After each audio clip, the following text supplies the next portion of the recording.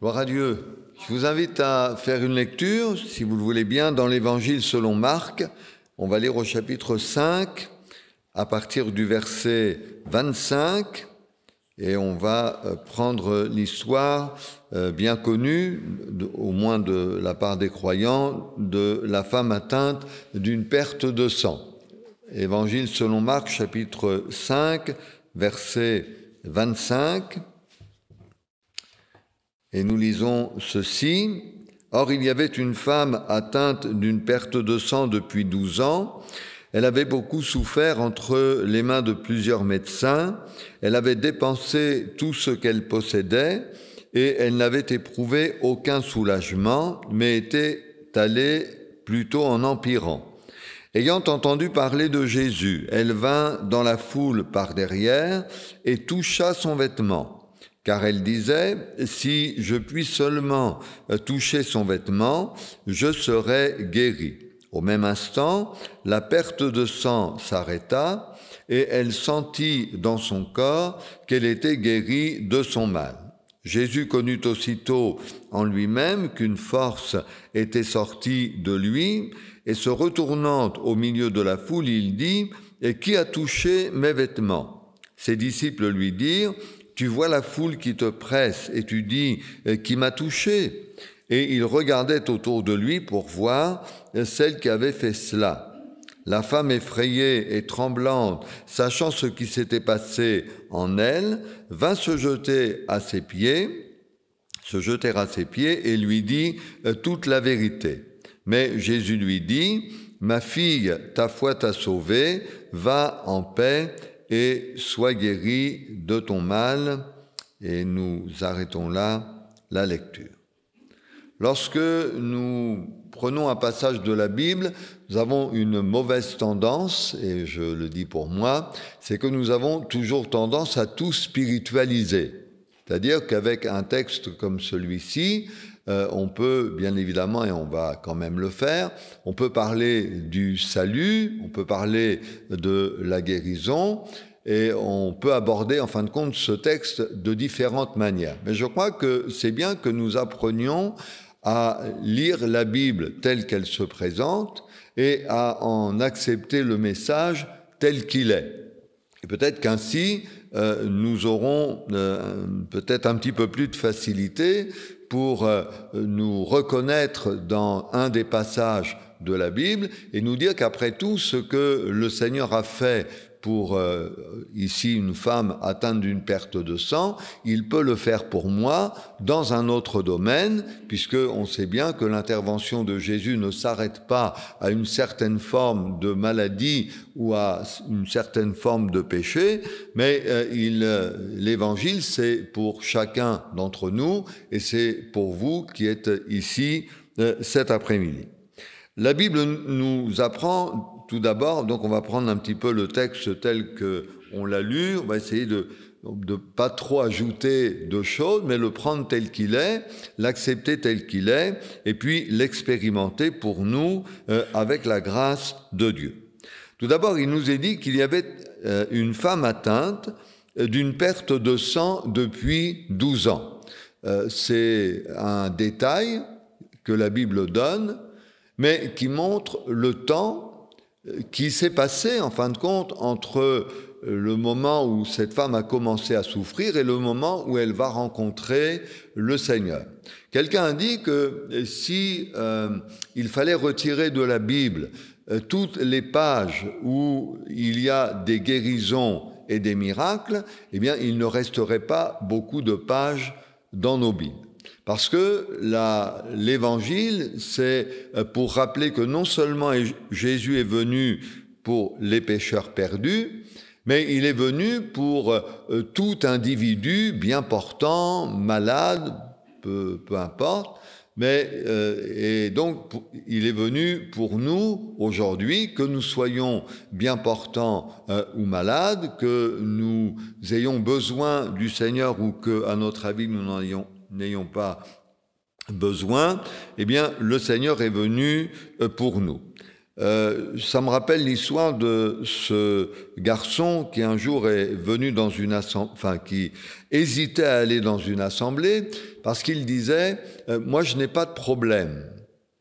Pour lui, aller dans une assemblée, ça signifiait avoir un problème et aller le régler en écoutant la parole. Et donc, pendant longtemps, il a hésité à aller dans une église évangélique pour écouter l'évangile parce qu'il dit « j'ai pas de problème de santé, j'ai pas de problème de travail, j'ai pas de problème de couple, j'ai pas de problème avec mes enfants, tout va bien, donc je vois pas pourquoi j'irais dans une assemblée. » Et à force d'insister auprès de lui, il a fini par aller écouter une première fois l'évangile et au cours de cette première réunion, son cœur a été touché par la grâce de Dieu. L'évangile, c'est pas fait uniquement pour les malades. L'évangile, c'est fait pour les perdus, pour les pécheurs, même pour les pécheurs bien portants, ceux qui n'ont aucun problème à leur avis. Mais l'évangile, c'est fait pour eux, c'est fait pour les malades, puisque la Bible dit que c'est au travers des meurtrissures de Jésus que nous avons été guéris. On ne peut pas dire non plus de cette femme qu'elle n'ait pas essayé de se sortir elle-même de ses problèmes. Et qui ne fait jamais ça? Quelle est la personne qui n'essaie jamais de se sortir elle-même de ses difficultés? On va dire c'est normal après tout. Parce que si quelqu'un s'habitue au mal, c'est que ça va vraiment pas. Mais quand quelqu'un, comme cette femme atteinte d'une perte de sang, essaie par elle-même de régler un problème, on dit c'est bien au moins, ça, c'est une personne qui réagit et qui ne se laisse pas aller comme ça. Enfin, je vais vous donner un exemple comme ça. Si quelqu'un est pris par l'alcool et que cette personne n'essaie pas de se sortir de ce problème, on dit il y a vraiment un problème. Mais on se rend compte que malgré les efforts que cette femme a pu faire, la Bible dit que non seulement elle va dépenser tout ce qu'elle possédait, et de plus, elle n'a éprouvé aucun soulagement. Ce qui veut dire qu'il y a une limite à nos efforts, et la Bible nous permet de réaliser qu'il y a des choses que Dieu seul peut faire.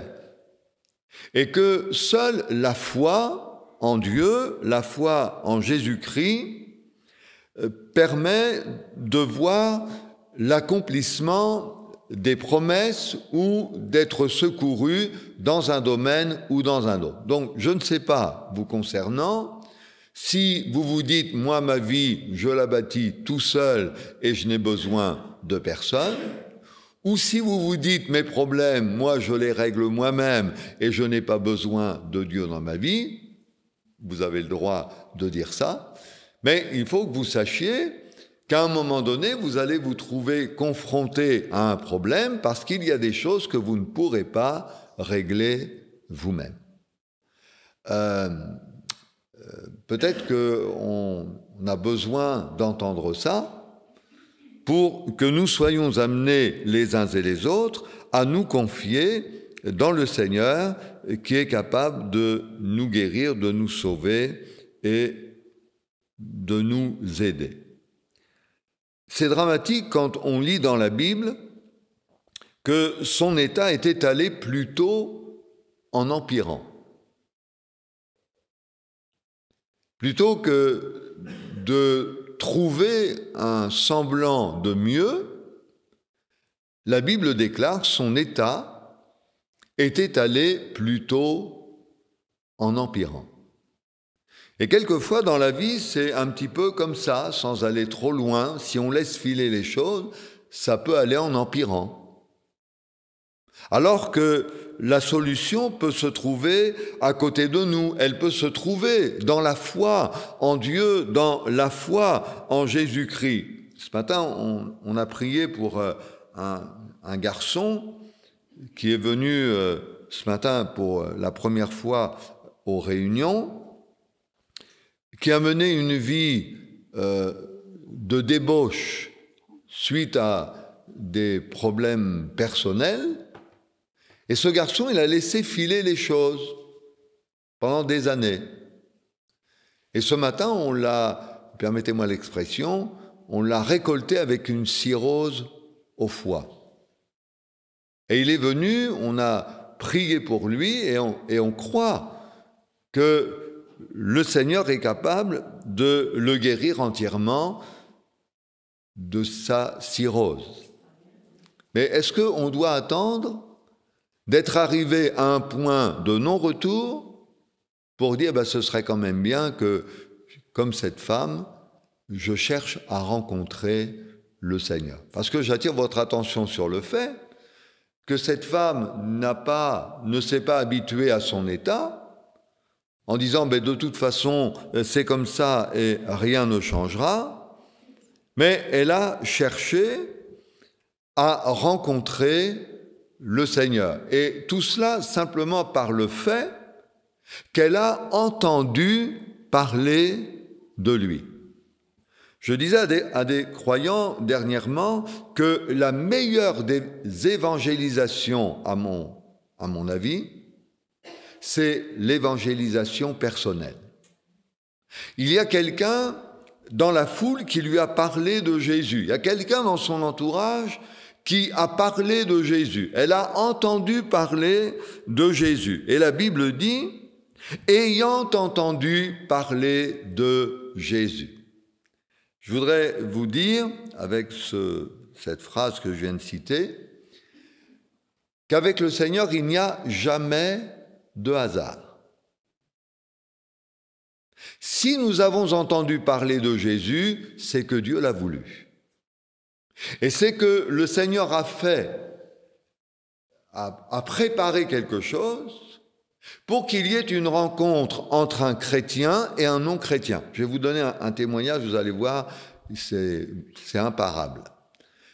Un jour, j'ai eu des problèmes au dos et je me suis dit, tiens, je vais aller voir mon ostéopathe, puisque j'ai un ostéopathe à moi. Et je lui ai dit, je vais aller voir mon ostéopathe, Monsieur Renardet. Et donc, j'appelle Monsieur Renardet, répondeur. Et donc, je laisse un message, je lui dis, voilà, Monsieur Renardet, j'ai un problème au dos, j'aimerais vous voir pour une séance avec vous. Ne me rappelle pas, j'attends, j'appelle un deuxième ostéopathe, Monsieur Doué, et là, je tombe sur Monsieur Doué, et il me dit, ah c'est bon, Monsieur Rosé, vous pouvez venir à tel moment, je vous prends en consultation. Je raccroche. Monsieur Renardet me rappelle en disant, je suis désolé, j'étais parti en vacances, mais j'avais laissé mon téléphone sur le répondeur. Je lui dis, écoutez, Monsieur Renardet, je suis désolé, mais j'ai pris rendez-vous avec Monsieur Doué, je vais donc aller voir Monsieur Doué. Donc Monsieur Renardet me dit, il n'y a pas de problème, allez voir Monsieur Doué, il est plus doué que moi. Mais et donc je vais voir Monsieur Doué, et je lui parle, et il me dit, vous faites quoi dans la vie? Moi, j'aime bien quand les gens me disent, vous faites quoi dans la vie? Donc, je dis à Monsieur Doué, écoutez, je suis pasteur de l'église évangélique de Dieppe. Ah, il me dit, c'est drôle. Il me dit, parce que ma femme fréquente l'église évangélique de Créteil. Et j'en ai déduit que ça n'était pas le fait du hasard si j'avais eu mal au dos, mais que cet homme qui n'est pas au Seigneur avait besoin lui aussi d'entendre l'évangile. Et Dieu avait préparé les choses pour qu'un chrétien parle à un non-chrétien.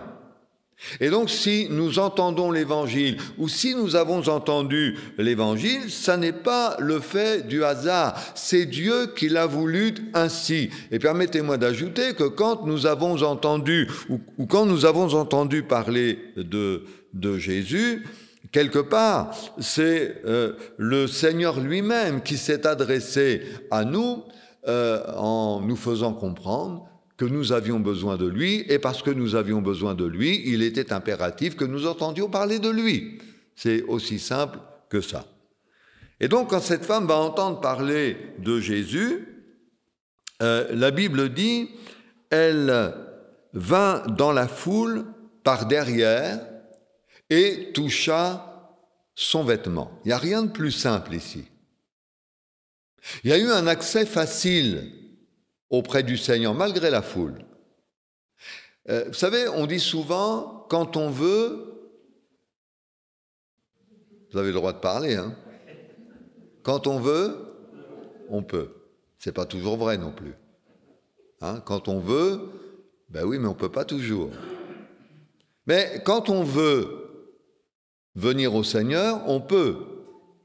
Parce que vous remarquerez que Dieu nous a dotés d'une volonté.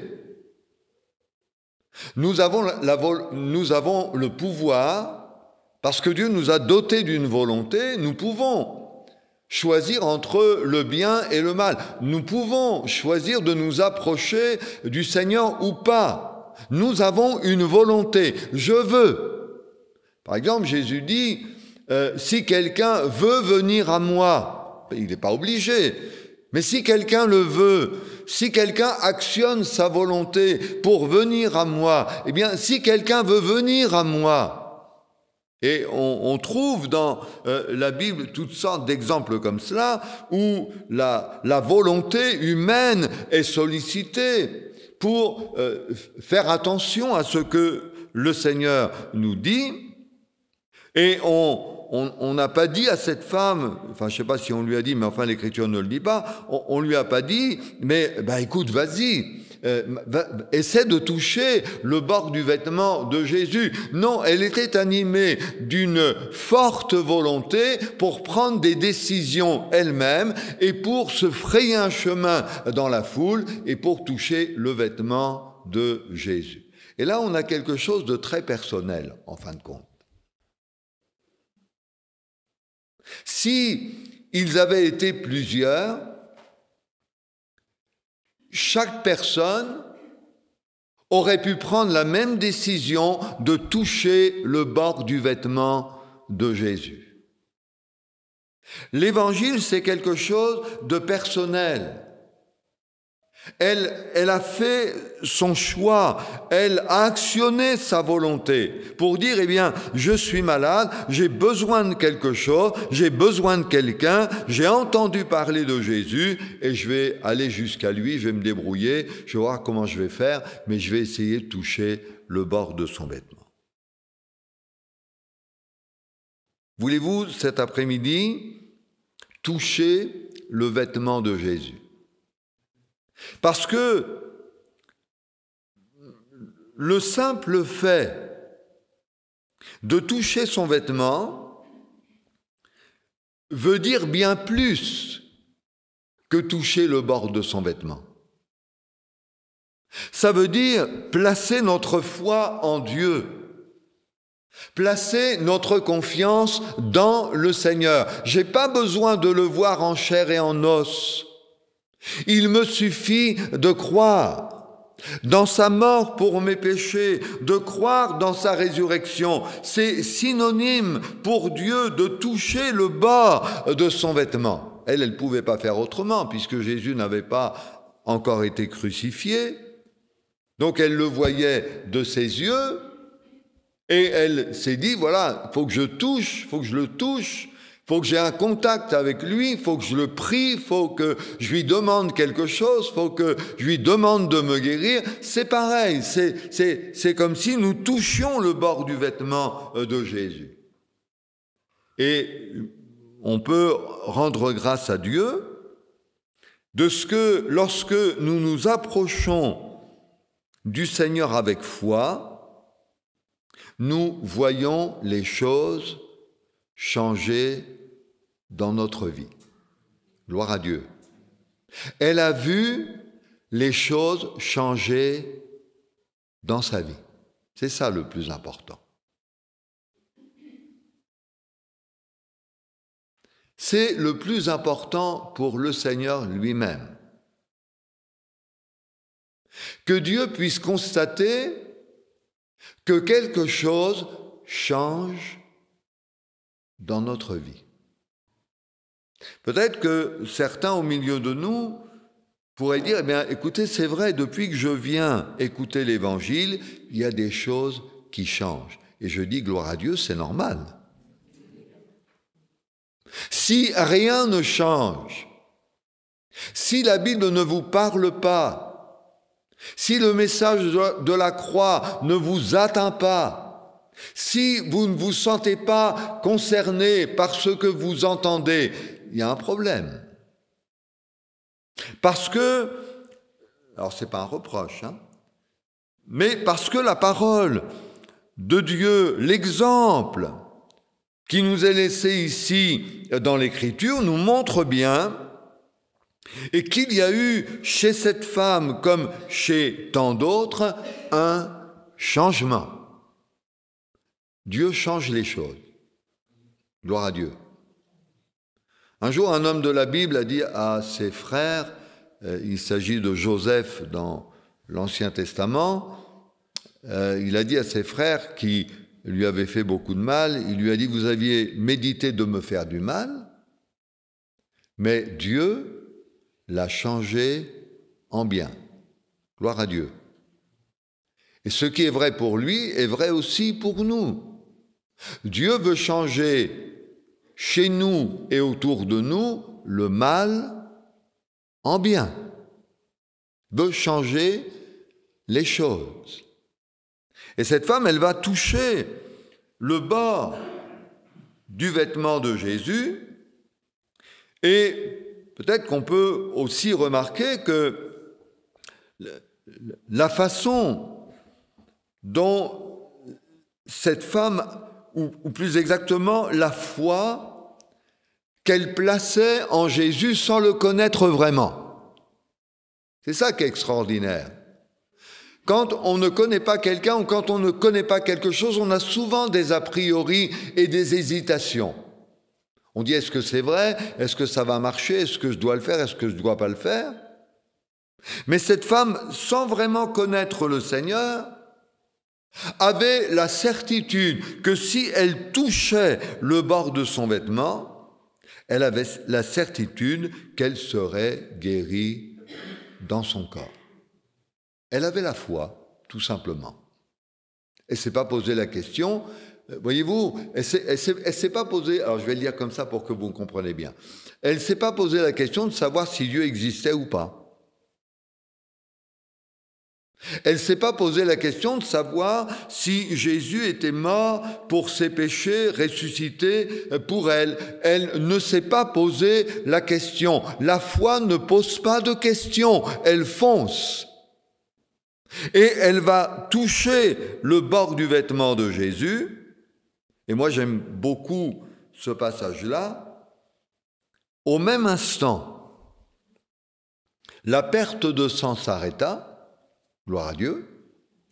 Et elle sentit dans son corps, moi j'aime ce passage, elle sentit dans son corps qu'elle était guérie de son mal. Gloire à Dieu. Un jour, on a amené une femme aux réunions, là c'est de notre temps, à nous, on a amené une femme aux réunions qui était atteinte d'une perte de sang. Pareil, la même histoire. Elle est venue pour la première fois à une réunion et quelqu'un lui a dit « écoute, viens avec moi à la réunion ». C'était sa maman. Sa maman lui a dit « Viens avec moi à la réunion, là-bas on va prier pour toi ». Elle vient à la réunion pour la première fois, elle entend l'évangile, elle ne comprend rien à ce qu'elle entend, mais au moment où on vient prier pour les malades, quelques personnes prient pour elle et je vais dire, j'en suis le témoin. Au même instant, elle est guérie de sa perte de sang. On amène son mari, c'était un problème vraiment dans le foyer, on amène son mari qui était malade des poumons. On l'amène à la réunion, on lui dit, tu devrais aller sur le devant de l'estrade, on va prier pour toi et on va demander au Seigneur de te bénir. On prie pour lui et quelques jours après, il dit, ah, c'est drôle, je me sens mieux et il a été constaté qu'il n'avait plus rien aux poumons. Et cette femme, elle dit, mais si je peux toucher son vêtement, si je fais confiance au Seigneur, c'est ça le truc. Si je place ma foi en Dieu, si je demande simplement au Seigneur de m'aider, de m'accorder sa grâce, de me secourir, eh bien je vais faire la même expérience que cette femme. Elle sentit dans son corps qu'elle était guérie de son mal. Et la Bible dit ceci, Jésus connut aussitôt en lui-même qu'une force était sortie de lui. Comment ne pas aimer un tel passage de la Bible? D'un côté, quelqu'un qui vient avec sa faiblesse, et de l'autre côté, quelqu'un qui est capable de pallier à n'importe quelle faiblesse. Jésus connut aussitôt en lui-même qu'une force était sortie de lui. Et je voudrais vous dire que, très simplement, que dans cette réunion, la grâce de Dieu peut pallier à votre faiblesse. Jésus a assez de force. Il a la capacité de vous aider. Il a la volonté de vous pardonner, de vous guérir. Jésus a dit dans l'Évangile selon Matthieu, « Tout pouvoir m'a été donné dans le ciel et sur la terre. » Et donc, on comprend que après cette histoire, Jésus ait voulu connaître la personne qui s'était approchée de lui et qui avait touché son vêtement. Il a voulu la voir un petit peu face à face et puis s'expliquer avec elle, qui a touché mes vêtements, qui m'a touché. Et la Bible dit, il regardait autour de lui, cherchait un petit peu pour voir celle qui avait fait cela, la femme qui avait eu confiance en lui. Jésus cherchait la personne qui avait placé sa foi en lui. Mais où est la personne qui a touché mon vêtement? La personne qui par la foi, a touché le bord de mon vêtement. Où est cette personne?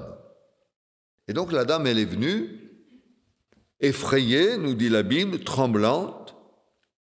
Elle s'est tenue à ses pieds et elle lui a dit toute la vérité. On ne sait pas ce qu'elle lui a dit. Et je vais vous dire, on n'a pas besoin de le savoir parce que c'était entre elle et le Seigneur Jésus. Moi, je n'ai pas besoin de savoir tous les détails de votre vie. Ça ne me regarde pas. Mais par contre, vous pouvez dire au Seigneur ce que vous ne diriez à personne d'autre. Est-ce que nous disons toujours tout à tout le monde? Non. Parce que nous avons tous un espèce de jardin secret. Bon, il y en a, le jardin, il est comme ça, et il y en a, le jardin, il est comme ça. Mais ce qu'on n'oserait pas dire aux autres, pour X raisons, nous pouvons le dire au Seigneur. Elle lui dit toute la vérité.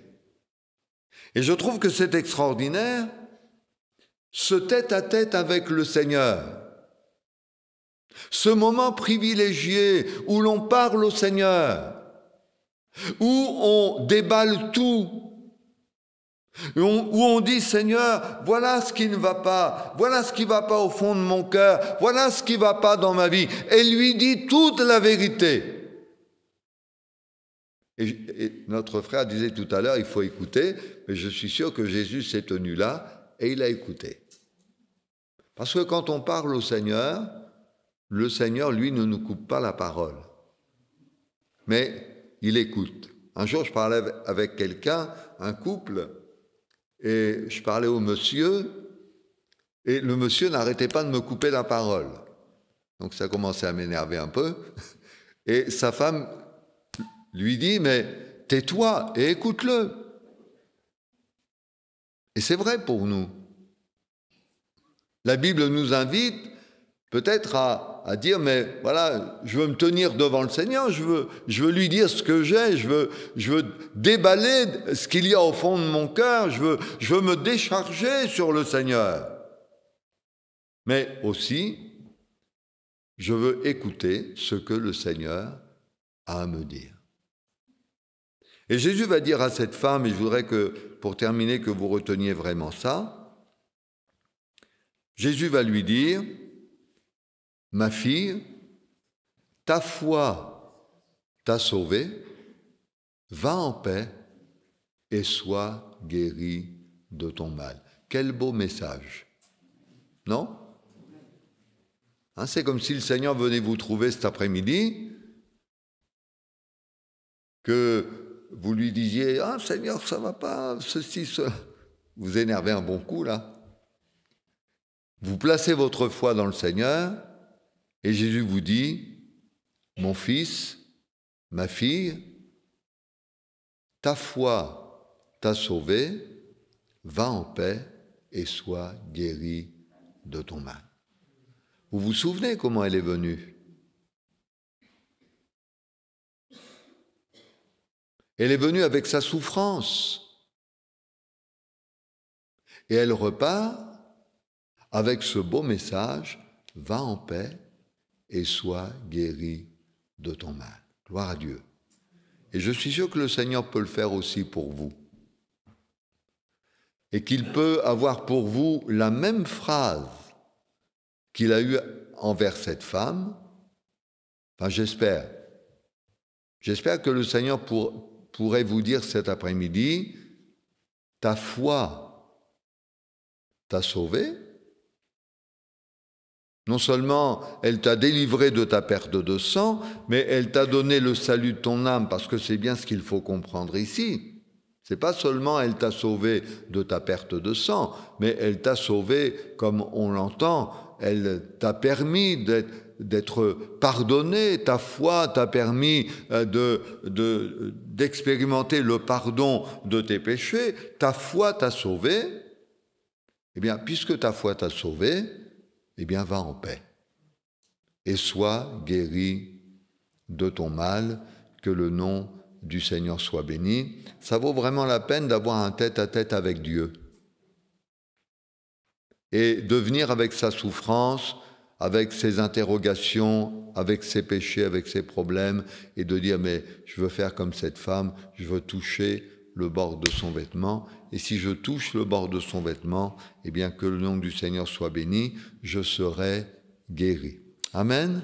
On rend grâce à Dieu ensemble pour la parole du Seigneur, et je vous invite au fond de votre cœur à faire cette démarche de foi envers le Seigneur, à dire, Seigneur, je m'approche de toi tel que je suis, avec mes soucis, avec mes problèmes.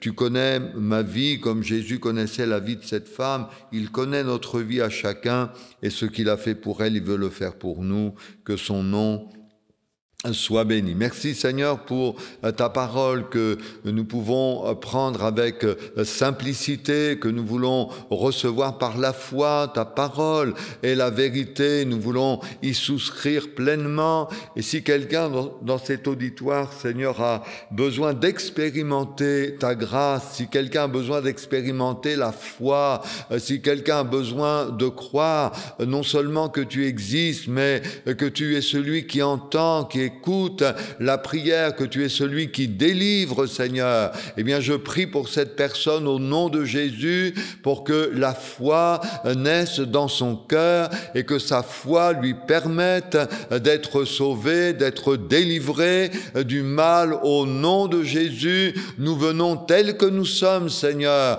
mais nous venons pour que tu agisses dans notre vie, pour que tu nous fasses du bien, pour que tu nous renouvelles, pour que tu nous relèves. À toi la gloire et à toi l'honneur. Merci pour ce que tu as fait pour cette femme. Merci pour ce que tu as fait pour plusieurs d'entre nous. Et merci pour ce que tu veux faire aussi pour ceux et celles qui ont besoin particulièrement de ta grâce. À ton nom, notre Père, soit toute la gloire dans le nom de Jésus.